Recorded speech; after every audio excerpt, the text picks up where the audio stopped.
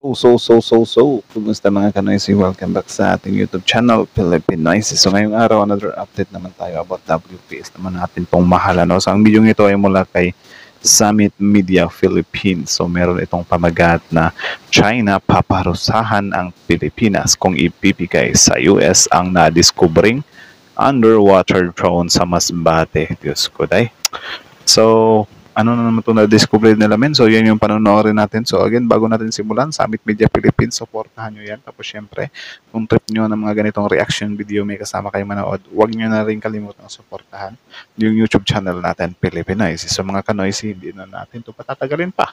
Simulan na natin, baka agawin pa ng China. Again, ang pamagat ng video ito, China paparusahan ang Pilipinas kung ibibigay sa US ang nadiskubreng underwater drone sa Masbate. So again, Summit Media Philippines, Filipinoy, like, comment, share, subscribe.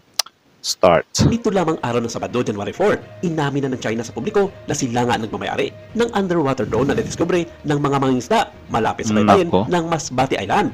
Ayon So inamin nila ha? sa kanila, isa lamang itong isolated case kaya wala daw dapat ipangamba ang mga Pilipino tungkol dito. At kung matatandaan, nadiskubre ito ng tatlong mga mangingisda ang Hughes Torbito na drone na may markang HY119 at may sukat na 2 metro ang haba na may palikpik at ito ay natuklasan humigit kumulang 9 kilometro lamang sa baybayin ng San Pascual sa Masbate noong Lunes. Parang ano siya, parang mga missiles. Sinabi ni Region 5 Police Director, Brigadier General Andre Dizon, na batay sa kanilang pananaliksik sa internet, ang marking na HY119 ay tumutukoy sa isang Chinese underwater navigation at communication system na may kakayahan din na mag-surveillance sa mga karagatan na may lawak na milya-milyang layo. Grabe ano? Tignan nga natin, Sea-Wing Hay Glider. Sensor payloads can include underwater acoustic communication, hydrophones, turbulence meter, turbimeter, choreography sensor, dissolve organ. Sensor ang dami. Ito yung mas nakakatawa men. Yung China, ang hilig nilang maglagay ng mga ganyan-ganyang mga pang-i-espiya sa atin or you know. Pero sila mismo, gagalit sila kapag tinutulungan tayo ng ibang bansa. Tapos sila ito, grabe sobrang magulang nila or sobrang gulang nila min. Mas worse pa sila kasi inaano nila yung privacy natin eh. 'Di ba? Parang nagte-trespassing sila sa bansa natin. Tapos ngayon nakikialam pa sila sa mga gustong gawin ng bansa natin. Like for example, kung gusto nating bilhin yung Typhoon missile, ayaw nila or nagagalit sila. Anak ng teteng, 'di ba? Ang lakas mga ning. Ito ay maaaring din gamitin para sa pagsubaybay at pagmamanman sa mga bansa na gustong malaman ng mainland China. Ang direktor ng Sea Light at ang retiradong opisyal ng US Air Force na si Ray Powell ay nagsabi na ang drone ay maaaring nagsasagawa ng seabed mapping para sa inakap sa pag-deploy ng submarine particular sa bansang Pilipinas, kung saan isa sa mga pinapangarap na lusubin ng bansang China kung sakaling sisiklab ang ikatlong digmaang pandaigdig. Ang naging saad ni Ray Powell, if this is a Chinese drone, as seems likely, it indicates a troubling level of Chinese interest in the Philippines' internal archipelagic water. It could mean that China intends to deploy submarines into Philippine waters, or perhaps one... Yan nga yung some kind suspected ko eh. Kasi nung papansin nyo men, yung barko ng China, yung mga research vessel nila, kung saan-saan na napadpad, like parang nilibot nila yung Pilipinas ba. I think siguro, or siguro lang naman to, na pagkakaya sila naglilibot kasi, you know, ini-study nila kung saan ba sila dadaan if ever magkaroon na nga ng some kind guluwag naman sana. 'Di ba? Tapos tayo, kapag nakita natin na pumasok yung China sa territory natin, tinataboy lang natin. 'Di ba? Lugi tayo doon, men. Tinataboy lang natin. Dapat hulihin natin, pagbayarin natin para hindi na nila ulitin. Rhyme yun ah. 'Di ba? Kasi kung puro lang tayo, alis. Wala na, tapos na sila sa pakay nila. 'Di ba? Safe pa sila. Mas mabuti na yung hulihin, imbestigahan, pagbayarin, pagmultahin. 'Di ba? Biruin mo. Lumibot po yung tamang term. Nilibot yung Pilipinas, men. 'Di ba? Yung naalala nyo yung balita na sa may bandang Siargao na ata yun. Isa kabila na yun ah. Ba't napadpad yung ano doon? Ba't napadpad yung China doon? biglang nag-brand out tuloy. Wait lang. Ba't napadpad sila dun? Nakakainis lang. Sige, tuloy. To have that option if conflicts break out. Regardless, this incident highlights the importance for a maritime nation to develop a high level of undersea domain awareness. Binigyan diin ni Defense Chief Gilberto Tejero Nag-brown out dito. Ewan ko kung bakit. Yung aircon ko hindi ko na bunot. Jr. ang estrategikong kalagahan ng Masbate na nasa pagitan ng Luzon at Visayas at malapit sa mga paunahing lugar tulad ng West Philippine Sea at ng Benham Rise. Dagdag pa nito na walang kakayanan ang Pilipinas na magsuri sa mga ganitong bagay at malaki ang posibilidad na i-turn over nila ito sa Amerika para masuri na maayos kung ano ang mga nilalaman at mga nakuhang data sa loob ng Pilipinas. Agad Tama naman. Pinakamaganda naman talagang gawin dyan is hindi siya isauli. Kasi parang yan counted na yan as confiscated na.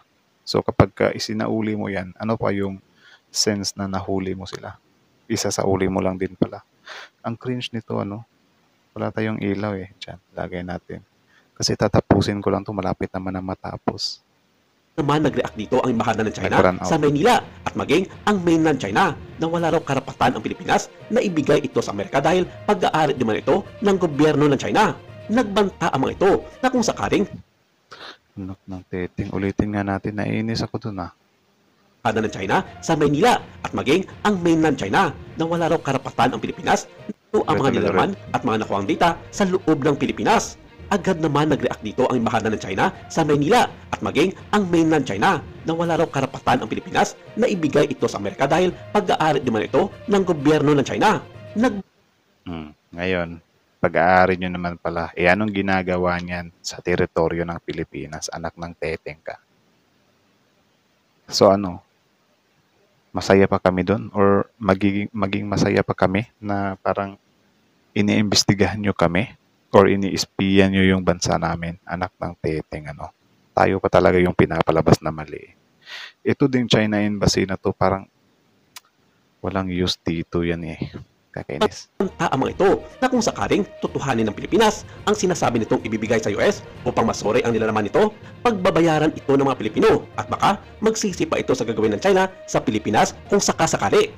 Pinabulaanan naman ito ng ilan sa mga defense expert at hindi malayong seryoso ang naging banta ng China sa Pilipinas na may tuturing ng hikayat ito ng isang digmaan dahil lamang sa maliit na bagay tulad ng The Philippines must return its confiscated underwater civilian drone if it does not want to be punished by Chinese government. Grabe. Grabe sila magmanipula, men. Grabe. Tayo na yung nakakumpiska. Tayo pa yung mali. Ay, naku.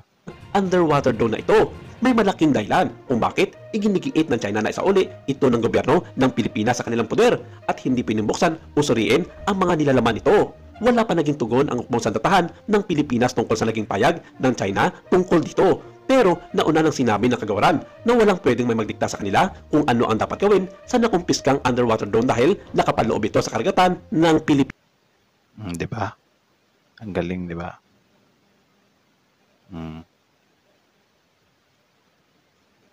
Di ba? Nakakatawa. Sa Pilipinas natagpuan. Teka lang. Madilim So, yan lang naman. Medyo nakakatawa yung part na yon. Kasi, syempre, dito natin nakumpiska sa teritoryo natin. Tapos ngayon, tayo pa yung pinapalabas na mali. Yung pag-surrender naman natin doon sa US is hindi naman about yun sa parang inaano natin sila, kundi parang I think hindi natin kayang i-decrypt yun or hindi natin kayang buksan yon or hindi natin kayang tingnan kung anong nasa loob noon or whatsoever. Kaya parang I think nagpapatulong tayo sa US kasi sila yung mas high-tech Pero yun nga, medyo may point naman yun na parang hindi nga natin pwedeng ipasa sa yun, sa Amerika siguro kasi baka pag-initan nila. Pero yung term na parang isa sa uli natin sa kanila, parang tayo pa yung pinapalabas na mali, 'di ba? Kasi unang-una sa lahat, hindi naman sana namin makikita yan kung hindi nyo yan inilagay sa teritoryo namin.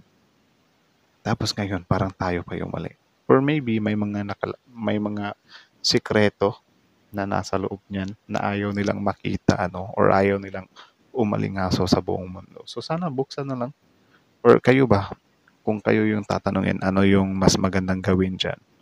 I-surrender ba 'yan sa I-surrender ba 'yan sa tawag diyan sa US, or wala, hahawakan na lang natin 'yan at intayin natin na ma-open natin 'yan. Ma-retrieve natin yung mga files diyan or kung ano man yung nakuha nila sa pang-spy nila na 'yan Grabe, ang lakas talaga nilang ang lakas talaga nilang tawag diyan, mang-gaslight.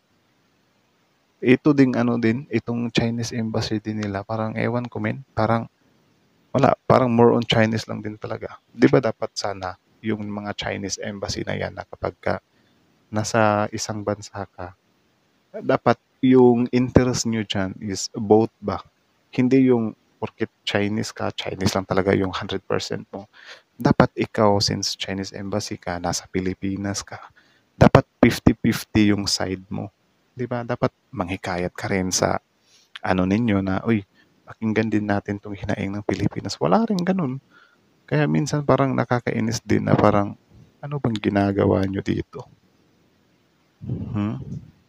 Kung yan lang din naman pala yung tawag dyan, yan lang din naman pala yung mga pagsasasabihin nyo. Diba? Kakainis.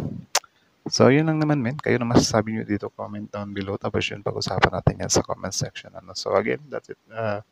Summit Media Philippines, original video link in the description box below. Tapos syempre, bago nyo iwan yung channel natin, huwag nyo na rin kalimutang mag-like, mag-share, mag-comment, at mag-subscribe. So that's it. Pasensya na kayo nag-brand out Thank you so much for watching. Philippine Nice.